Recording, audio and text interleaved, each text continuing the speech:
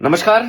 देखिए, यूजीसी को लेकर कुछ भी राय बनाने से पहले ना बस एक केस स्टडी मैं आपसे जरूर शेयर करूंगा। मैं जब रिसर्च कर रहा था इसको लेकर, एक शख्स के बारे में मुझे पता लगा। इनका नाम है विष्णु तिवारी। ये ललितपुर के रहने वाले थे। 20 साल इन्होंने SC/ST एक्ट के फर्जी केस में इन पर डाला गया। फर्जी केस ST एक्ट का 20 साल झूठे आरोपों में 20 साल सजा काटी।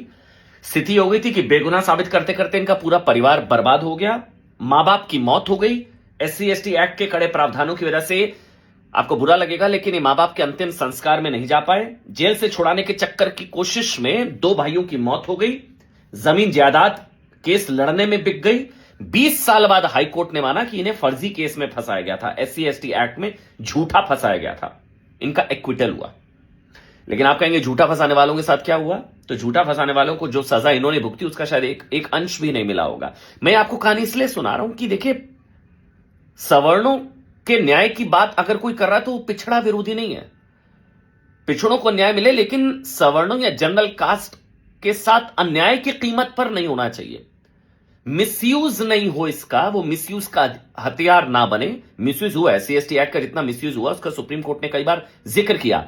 यूजीसी के नए नियम में जो जो प्रावधान किए गए हैं कि झूठी शिकायत, फर्जी शिकायत पर भी किसी तरह की कोई कार्रवाई, वो इम्यूनिटी वाला जो क्लॉज है जिसका बार बार नियम का जिक्र हो रहा है, वो दूसरा सेफ्टी नेट जो है जनरल कास्ट को मिलना चाहिए, वो तीसरा ये कहा जा रहा है कि इसमें पहले ही आप मानकर चल रहे हैं कि भेदभाव करने वाला जो है वो जनरल कास्ट का होगा। 3 नंबर 4 भेदभाव जनरल कास्ट के साथ नहीं हो सकता। 4 नंबर 5 उनको कैसे भरोसा दिलाएंगे कि इसका मिसयूज नहीं होगा। नंबर 5 बड़ी सारी चीजें, हालांकि सरकार की तरफ से कहा जा रहा है कि कोई अत्याचार इस तरह का नहीं होगा, कोई भेदभाव नहीं होगा, लेकिन कॉन्फिडेंस में कैसे लिया जाएगा, एक बड़ा चैलेंज होगा। लेकिन हां, इसको लेकर सवाल जरूर उठेंगे। नंबर 1। नंबर 2, इस चीज का ध्यान रखिए, खुश कौन है इन नियमों से? वो लोग खुश हैं जो बटेंगे तो कटेंगे से परेशान थे, जो बटेंगे तो कटेंगे से कष्ट में थे, वो अब इन नियमों से मस्त हैं।